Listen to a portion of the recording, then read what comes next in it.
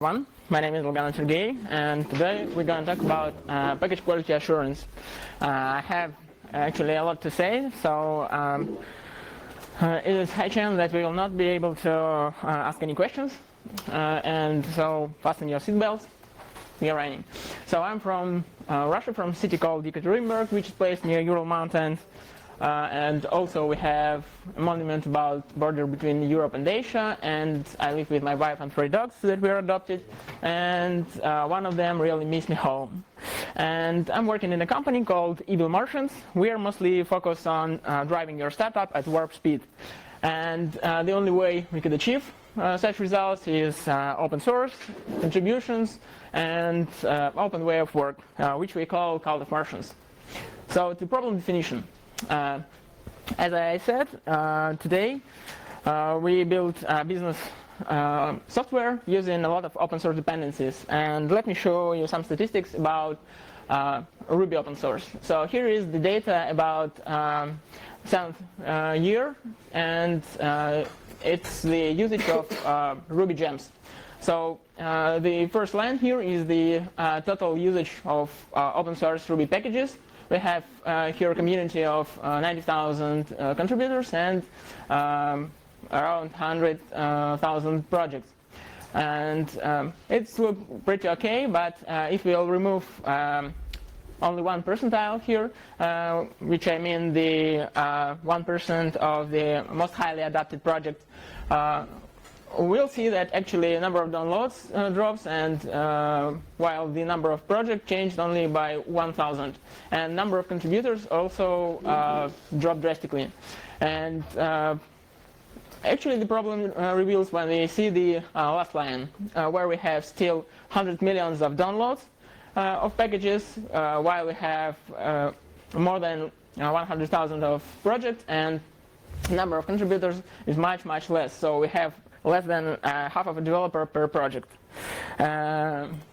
So what's the problem? Of course, we have high demand, lack of participants, and especially in the field of not highly adapted projects. So high risk of enterprise failures, and of course high pressure over maintainers.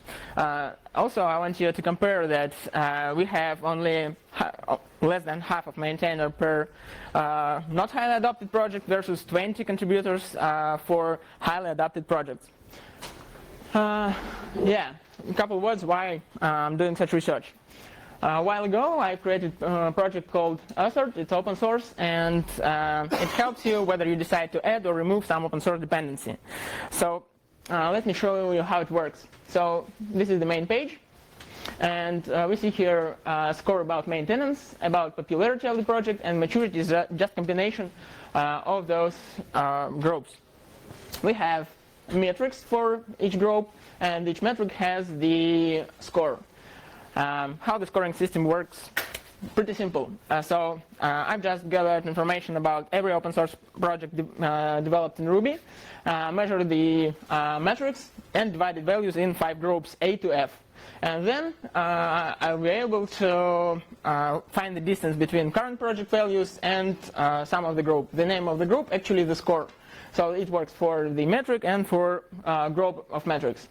And problem actually with the Assert, not the ranking system, but the names of the grades and marks and the colors. So actually, when I created it, the idea was to show amount of risk. So when you use highly adapted software and the score is high, there is a less chance of failure in production, and also the higher chance that fix will be introduced soon. On the other hand, for low score, we have the opposite. But the problem here is that such system encourages people to more focus on already adapted software, which was proved and which also has high quality. At the same time, the other project, and there is a huge amount of them, needs more support, needs contributions, but people will not use them because their score is low, and it's unclear why some developer could choose a project with low score. So that's why today we'll focus on the what I call mid-sized projects, or the projects that were not highly adopted because for them quality is the main issue, and also the lack of resources. So we need a way to optimize their process to achieve higher quality. So what is the way to solve the problem?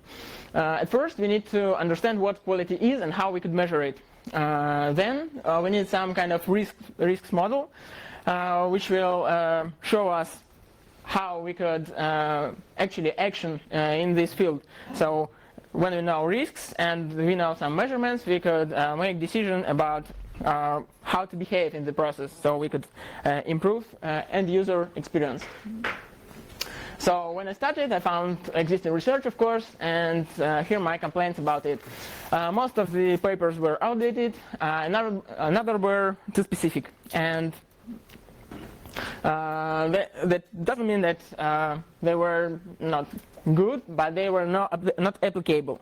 But one thing worried me the most is the focus on similarities with appropriate software.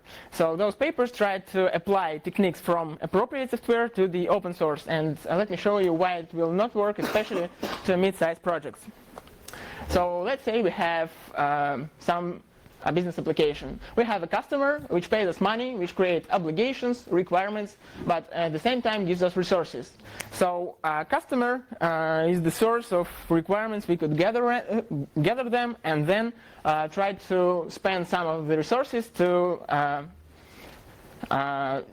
just check that our software meets the requirements. So it's pretty simple. But if we try to do the same stuff, the same way in the open source, we'll see that no money, no obligations, and no obvious requirements, because who are the customers if you don't know who's on stack? So the main problem also here, lack of resources. How we could add here some QA resources if we don't have resources for development. Remember, half of a developer per project. So we need another possible solution, and I decided to go to the region of the quality assurance, to the manufacturing process. There are several techniques that could help us, and they help manufacturers to build better products. So the Six Sigma techniques tells us that improvement of product quality is a function of improvement production process, and also Six Sigma tells us which step we should take. Looks like a framework. We have first step to define measurable quality, then or measurable goal. Then we should actually measure the metrics, analyze them, and finally, when we have data, we could make some improvements. And of course, after each improvement, we should control that action were successful. So another thing is the lean process as the evolution of the Six Sigma, and it's also added some important fact that you should not only focus on the process abroad, but you should focus on reducing resource wastage. In manufacturing process, it was about time, so they wanted to spend less time on product production, so they succeeded in that. So let's try to apply it. But before, this moment lesson about risks. Once I returned home and found that my dog is near a ruined sofa, and I was surprised because she never behaved that way, and I made the research. I found that under the sofa there was old toy, and I also remembered that many times I saw my dog sniffing around, and that was a lesson about risks. When you know your risks, you could control them, and also you could be on the safe side. So that is why we should do risks analysis and stay on the safe side and achieve better quality. So what do we need? We need to build efficient process, measurable quality definition, and analyze risks, and of course waste optimization. So let's take a look under the hood of the mid-sized project. here is the statistics about, again, top Ruby open source. I gathered it using the assert. And on the right side, you could see downloads or average installs per project. And we see that growth is exponential between the level of adoption. So here is the buckets based on the percentile. So here we have around 1,000 projects, here is 5,000 projects, and so on, as we have more projects and less adoption in them. So on the left side, for the same buckets, we have critical metrics about community behavior. And we see that behavior is not the same as the growth of the adoption. So there is another law about those key metrics, and it's somewhat called hype cycle. And the hype cycle describes us how any new technology becomes adopted. And the highly adopted open source software fits right there on the plateau of productivity. But the mid-sized projects are spread around other parts where we see different crises in the flow. So this chart helps us to understand that to find the optimization or to find the way to improve the quality, we need to split the solution between several parts. We need to choose one of them and then apply the framework from manufacturing, and that will give us a whole solution if we'll sum it up. So let's start. The trigger stage is the left part of the chart. When you just invented something, and those projects is pretty hard to discover. So quality for trigger stage is pretty high in terms of manufacturing process, because you just create a library for yourself, and of course you have a customer that is actually a developer. So also we need no optimization here. But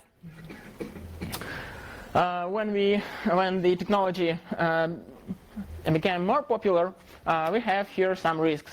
And we need to get some popularization here, because actually, if we want to verify that our project was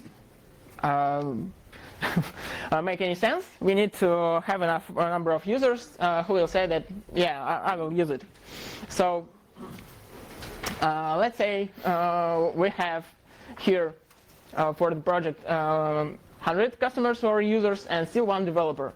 So the quality could be calculated here as the function of customers growth, then the again number of defects or bug reports, and in overall we'll see the kind of quality of these of the project on that stage. So let's try to understand the risks here. So key risks here is lack of interest and ability to prove the work.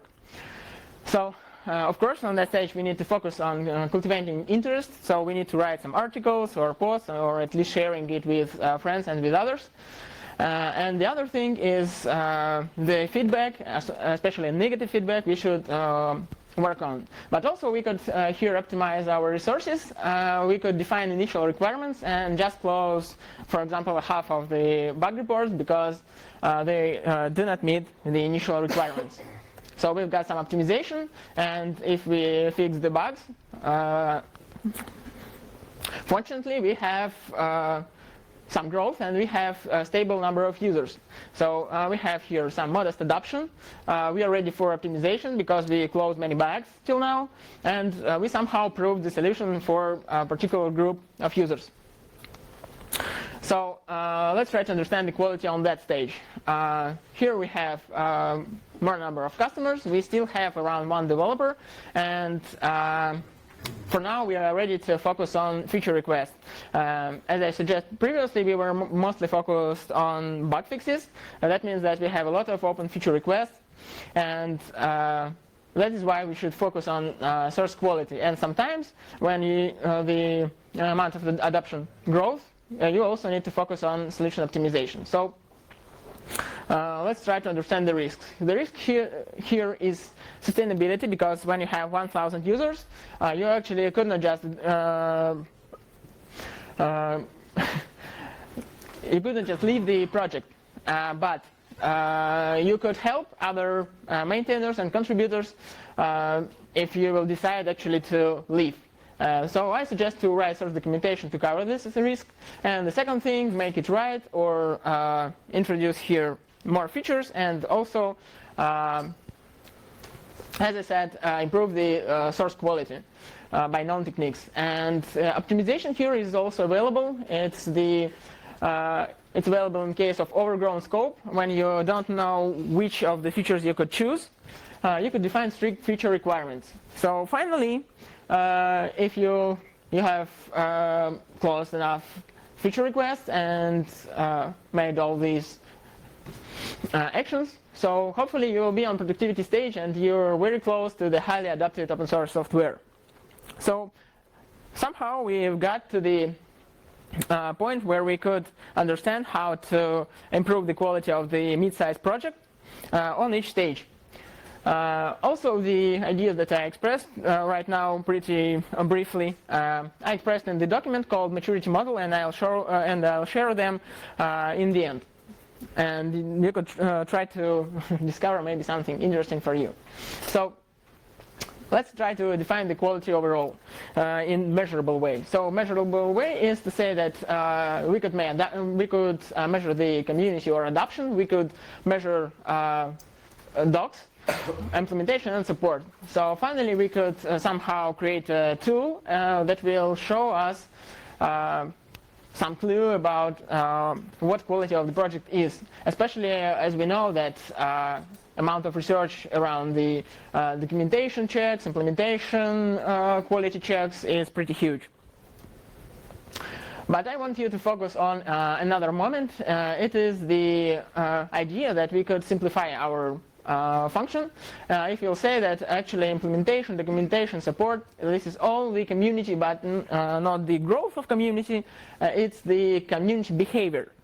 That leads us to a hypothesis that quality is just a function over the community behavior. But let's try to understand what our community consists of. Community is actually the spectators who just discuss the technology, but they never use it, and they maybe just share some posts in Twitter or stuff like that. And users are actual people who at least try to install your software. Bug reporters and contributors and maintainers is obvious. And I marked in gray the spectators and end users because actually we could not calculate exact number of those people. And why it's important, because overall it's the whole size of community, and if you don't know the size of community, we couldn't have any clue about the conversion from the user to the participant in the open source community. But actually we have a clue.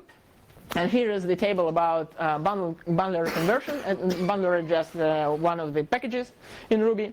And here is the data about 16th and 17th year. So we see here some revenue in the number of downloads per year, and also we see revenue about participants. So we see that the changes are different. So participants growth was less 3 times. But actually, when you have 1,000 participants in your project, it's not a problem. But let's take a look on another project. It's also has high adoption. So we have during the year almost 1 million downloads only for that one project. The revenue, while in downloads per year, is not big, but the number of participants in the project decreased. And actually, if we have here a trend, maybe it's time to some warning or at least some mention for the maintainers to take some actions. But it's not the case. The idea here is that actually we could measure our quality, and we could, and if we could measure it, maybe we could even improve. So here I want to introduce you the multi-agent systems. The multi-agent systems are semi-autonomous decision makers which cooperate to optimize the manufacturing process. Why I mention them here? Because at first they're again about manufacturing process, and the second thing is that because the behavior in open source is very similar to behavior in multi-agent system, because again, everyone makes a decision, and sometimes we try to cooperate to optimize our process. But the difference here is that agent in the system has some prescription how it should behave. While in the open source we don't have any restriction or rules instead of one, that in open source we could leave the project whenever I like. And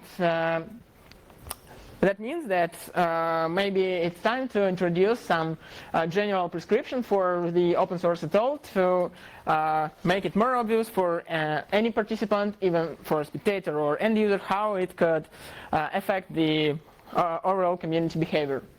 So I introduce you the open source enthusiast playbook, or my interpretation of smart open source agent behavior. So the idea here is that you could kind of play in the open source. You have a framework how you should behave in the open source field. So you should start from the problem. Let's say I want to know something about blockchain. Because it's popular, but I don't have intention to create here something or invent. I just want to discover what blockchain is.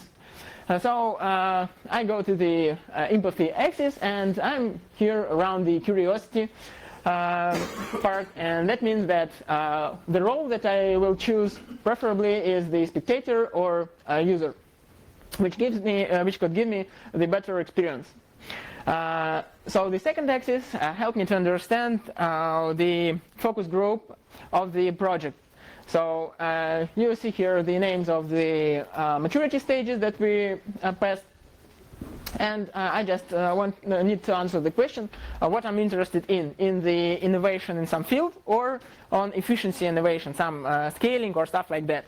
So when I make a decision on the crossing, I'll get some, for me it is those blocks. It's the most interesting for me types of projects, and then I could make a research, find the existing projects, and choose the action. So for each row I have a set of actions that will help you or guide me through the open source interaction. And for example, for spectator, it's very important for sharing your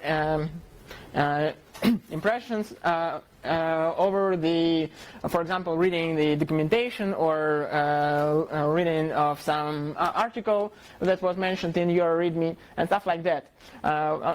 For example, for the hype stage, another interesting topic is the problem demand and the overall interest in the predictions of future in this field, and so on for any other role. So it will guide you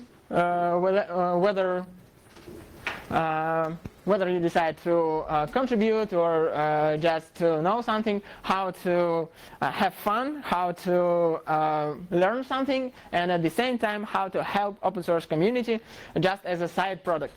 Another interesting thing here is the participants conversion. So using the same chart, we could find the way to optimize resources of maintainers as well. So we know that which risks we have on each stage of the maturity due to hype cycle. So we understand which users are most wanted group of participants, and we need to focus our efforts to attract them to your project. So for example, on trigger stage for some blockchain project, I will prefer to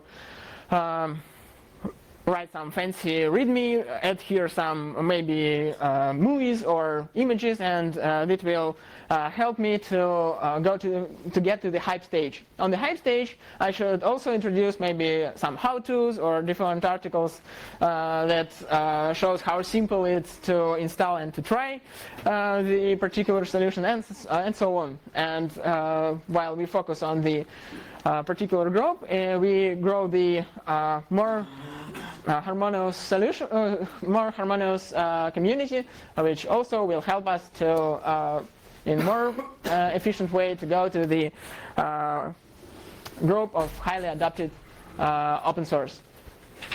So let's summarize. Quality is the function over the community, implementation, docs, and support, and likely we'll soon see a tool that will help us to measure the quality. The second is that we could try measure the community using some techniques, maybe one that I've just introduced, and also introduce solutions for the problems that we have in the beginning. The risk analysis. For risk analysis, we have maturity model that is that I'll share in the end, and as actionable model, assistance to make decision which, for example, project to choose, and why, for example, I could choose project with a low score on author. Is the open source enthusiast playbook. And final thing is I want to give a new life to the author. Even if you don't work with Ruby, I'll ask you to go to the page, take a look, and if you'll find interesting the calculations or representations, just share with me your impressions, share with me your an issue, and I'll try to implement Assert on other platforms or for other languages. Thanks. Visit the open source quality GitHub IO and tweet me in here, SS Dolganov. So thank you very much. Oh yeah. So does your model assume that it seems like you're optimizing the needs of the contributors and the maintainers independently, but did you consider that if you optimize the path to the contributors, that the maintainers then become overloaded, and maybe they're, that's why I've created the maturity model, and I have documentation that I need to even describe more, because it shows the pitfalls like that you described, and it's actually solved during the inside the maturity model. You could just read through it, and that's it. I'm sorry, my time is up. But if you have questions, just tweet me and I'll answer you.